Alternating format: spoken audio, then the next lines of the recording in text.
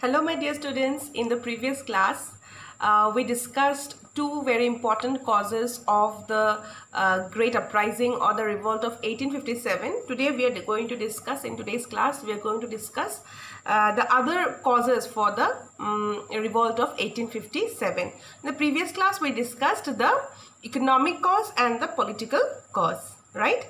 In today's class we are going to discuss the social causes, the religious causes and the military causes. Okay, so for social causes, now after the advent of the British East India Company, after the British East India Company established its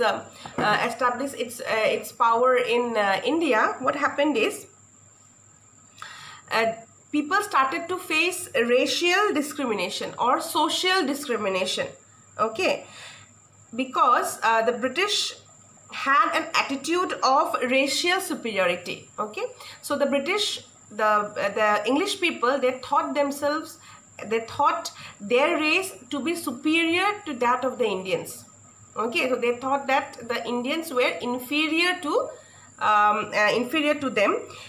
And how did they discriminate the Indians? On the basis of race. The Indians were not allowed to travel in the first class compartments in trains. Okay, the railways had been introduced in India in 1853. Educated Indians were denied promotions and the opportunity to be appointed to the high posts. When the time came, the educated Indians turned against the British. So after the British East India Company established its control in India, established its rule in India, it started socially and racially discriminating the Indians. Okay, the Indians were discriminated in their own land, okay, in their own country. All right, and how did they discriminate? The Britishers. Okay, the Britishers thought that they were much superior. Okay, racially they were much superior than the Indians. Okay, so the first class compartments in the trains were booked only for the British. Okay, and the educated Indians, the Indians who were educated, did not get the opportunity they were denied promotion. Okay, and opportunity to be appointed in high posts. Even if the Indian people were highly qualified and highly educated, they would not get promotion and they would be denied high posts. So as a result, when time came, the educated Indian also revolted against the British East India Company. Another angle to this social cause is that after the British East India Company established its rule in India, it started abolishing some evil practices which were already prevalent in India, such as a sati. Okay, sati is the is the burning of the wife on the pyre of her husband. Okay, when the husband dies, the wife is also burnt along with the husband. Okay, so such child marriages were prevalent in India. Sati was prevalent in India. Widows were looked down upon in India. So when British East India Company established its control in India and saw all these evils happening in the Indian society, they wanted to take some action. Okay, so British passed laws banning sati. They passed laws legalizing widow remarriage. They also encouraged women to take up education. Okay, but some section of the Indian society, they thought, they were not happy with these measures taken by the British East India Company. They thought that the British East India Company wanted to interrupt the social structure or wanted to interfere in the social structure of the Indian society. Okay.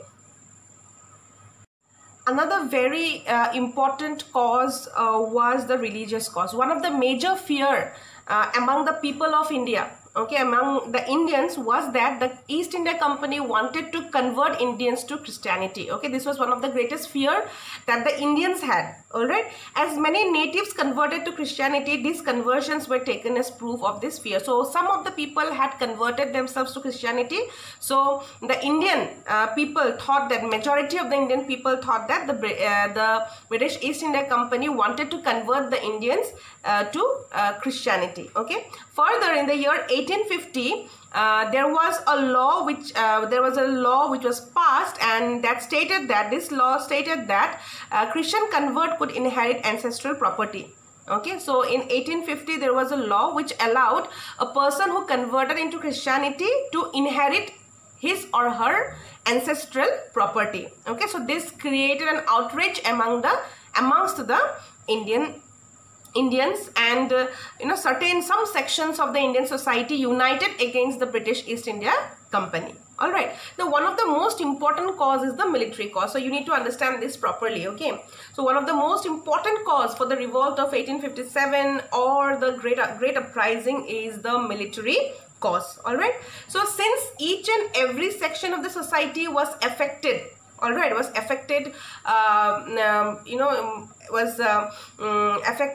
suffering under the British East India Company, the Indian soldiers were not different. Since the Indian soldiers were also the part of Indian society, they also suffered a lot under the English East India Company. Okay. Indian soldiers or sepoys formed the bulk of the company's army in India. So majority of the people who were recruited in the British army were Indians. Okay. As they were a part of society, they too suffered the consequences of the oppressive rule. The annexation of Awadh angered them greatly. They were so influenced by the fear that their religion was under threat. Besides, they had other grievances. So bulk, okay, bulk means most of the people recruited in the British army were Indians, okay. And the Indian sepoys were also the part of the Indian society. Since the entire Indian society was affected by the way the British East India Company was ruling or administering, the sepoys also had to face many hardships. Okay, they always had a constant fear that their religion was under threat. So, and other than this, there were many other reasons also. Okay, first of all, the sepoys were paid less than the British soldiers. They were also treated unfairly by the British officers. The Indian soldiers were paid less. They were paid lesser than the British soldiers, and the British officers also ill-treated, misbehaved with the Indian sepoys. All high posts in the army were reserved for the British. Hence, the scope of promotion for a sepoy was very limited. No Indian could rise higher than a subedar. So all the high posts in the Indian army was reserved for the British. Okay, so no Indian, however courageous or however qualified he could not be promoted to higher post. He could not be promoted higher than a subedar. All right. Hence, the scope of promotion for a sepoy was very limited. So, the scope of promotion for Indian sepoys was very limited. The sepoy was not allowed to wear caste and religious marks. Okay, the Indians who were recruited in the British army, okay, in the British army could not wear any caste or religious mark. Okay, for example, the Hindu Brahmins, they wear a sacred thread, right? So if a Hindu Brahmin boy is recruited in the British army, he cannot wear that sacred thread, or maybe the kada that the Sikhs wear, or the kada that the Sikhs wear, they were not allowed to. So these people, people who wanted to join the British army were not allowed to wear any caste or religious marks. An act was passed that required the new recruits to travel overseas if needed.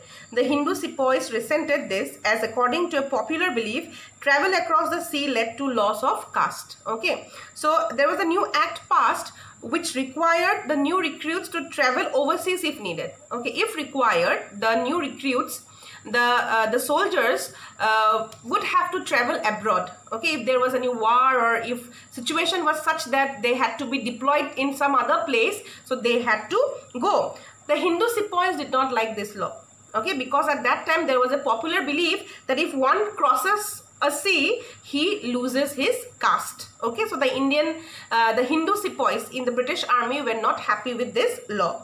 The foreign service allowance or bhatta, which the sepoys got when they were sent to fight outside the country, was discontinued. So when a sepoy goes outside of his country, okay, he goes abroad to fight any war, his family he was given a special allowance. Okay, so on apart from his salary, he was given some extra perks, extra money, you can say. So this was cancelled. Okay, and this angered the sepoys very much.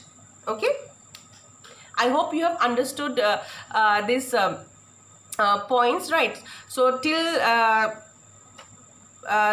today we have discussed the economic cause. All right, under the economic causes, what did we discuss? How the peasants were suffering, how the artisans were suffering, and how the various people who were working under the royal patronage, like the priests and the royal musicians, they suffered under the British East India Company, and these sufferings made them against the British East India Company. Next, we understood the political cause, how the Indian kingdoms were annexed, and how the Indian kings were, if the Indian rulers wanted to retain their kingship, they had to accept the subsidiary alliance. And also we studied about the doctrine of lapse, okay, which was passed by Lord Dalhousie. Okay, can you name the queen and can you name the princess who fought against the British East India Company because of the doctrine of lapse? Rani Lakshmi Bai, Rani ki Jhansi ki Rani. All right, and then we discussed the social causes, right? The people, in the Indian society, there were some evil practices, like the sati system. Widows were looked down upon, child marriages. The British East India Company, they banned these. They passed laws to ban these such kind of social evils. All right, and some section of the Indian society thought these to be an interference. All right, and they did not like it at all. And